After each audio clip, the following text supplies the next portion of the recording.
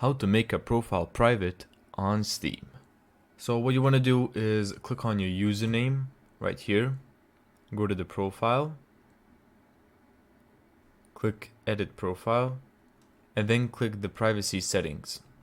Now this option right here controls these three options. If you click public here, everything down here is going to be public.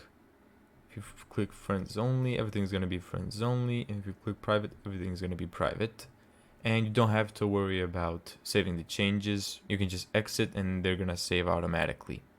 Now if you set your entire profile to private, that means that no one can see your activity, games, items, or comments if you're playing a game or if you're not playing a game.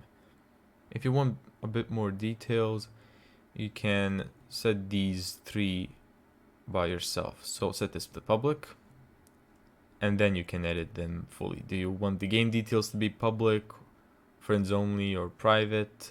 Do you want your playtime private? For people to say if you're currently playing the game.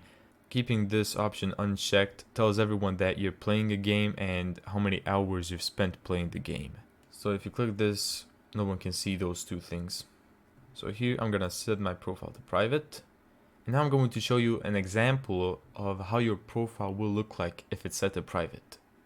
So this is how your profile will look like if it's set to private on all of those three options. As you can see, I can only see the profile picture and the username. And there you go. That's how to set your profile private on Steam.